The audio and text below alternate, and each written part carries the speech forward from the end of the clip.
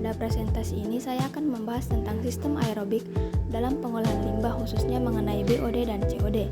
Sistem aerobik ini memanfaatkan mikroorganisme yang membutuhkan oksigen untuk menguraikan bahan organik dalam air limbah. Dalam teknik lingkungan, mikroorganisme memiliki peran penting untuk menjaga kualitas air. Mikroba membantu menguraikan bahan organik menjadi senyawa yang lebih sederhana, menghilangkan patogen, dan mengurangi nutrien berlebih seperti nitrogen dan fosfor. Proses ini dilakukan secara bersama-sama oleh berbagai jenis mikroorganisme. Selanjutnya ada BOD ya. BOD ini adalah Biological Oxygen Demand. BOD adalah jumlah oksigen yang dibutuhkan mikroorganisme untuk menguraikan bahan organik dalam air secara aerobik selama 5 hari.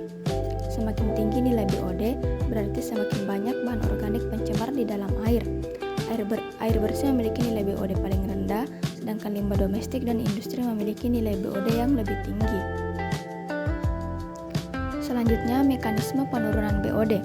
Penurunan BOD terjadi melalui 3 fase. Pertama, oksidasi atau katabolisme, yaitu mikroba memecah bahan organik untuk menghasilkan energi.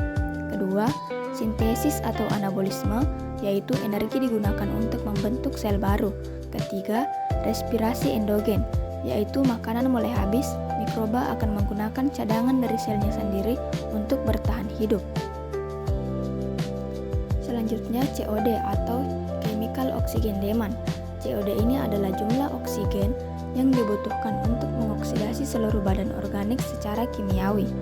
Berbeda dengan BOD yang hanya mengukur bahan organik yang bisa diuraikan oleh mikroba. COD mencakup semua bahan organik, dan pengukuran COD ini lebih cepat, sekitar 2-3 jam, sedangkan BOD membutuhkan waktu 5 hari. Adapun rasio BOD dan COD ini digunakan untuk mengetahui apakah limbah mudah diuraikan secara biologis atau tidak. Selanjutnya, dinamika COD dalam sistem aerobik. Dalam sistem aerobik, COD dapat menurun melalui 3 jalur. Pertama, penyisihan COD terlarut. Mikroba menyerap molekul organik sederhana, kemudian diubah menjadi energi dan biomassa. Penurunan COD berbanding lurus dengan pertumbuhan bakteri. Yang kedua, hidrolisis COD partikulat. Partikel besar dipecah oleh enzim ekstraseluler seperti protease, lipase, dan selulase. Dipecah menjadi terlarut kemudian diserap. Yang ketiga, ada pembentukan produk mikroba. Mikroba melepaskan COD kembali berupa produk sampingan metabolisme. Kemudian COD efluen ini tidak pernah mencapai nol mutlak. Selanjutnya, mikroorganisme kunci sistem aerobik. Beberapa mikroorganisme penting dalam sistem aerobik antara lain bakteri heterotrof aerob yang berfungsi menguraikan BOD dan COD, bakteri pembentuk vlog untuk membantu pengendapan, bakteri nitrifikasi yang mengubah amonia menjadi nitrat, dan protozoa yang membantu menjernihkan air dengan memangsa bakteri berlebih.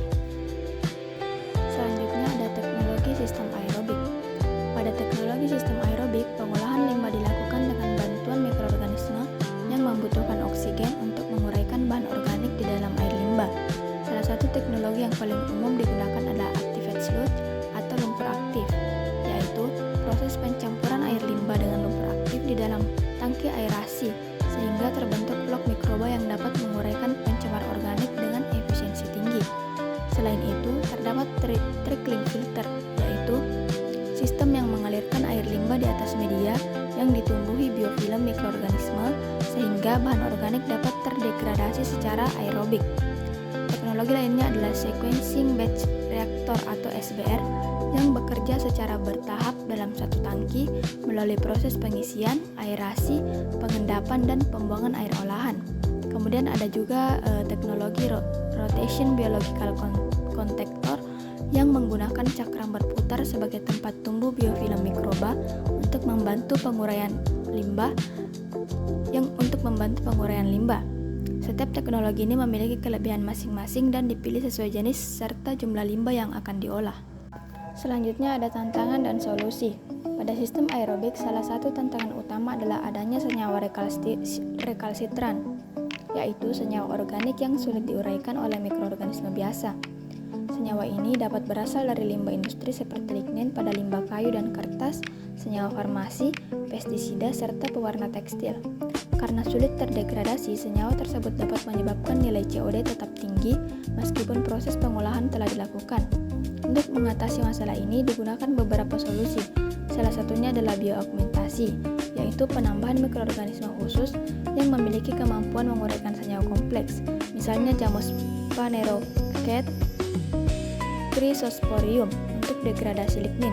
Selain itu dilakukan juga manipulasi MCRT atau Mean Cell Residence Time dengan memperpanjang waktu tinggal mikroba dalam sistem agar bakteri yang tumbuh lambat seperti bakteri nitrifikasi memiliki waktu beradaptasi dan mampu membantu menguraikan senyawa rekalsitran tersebut.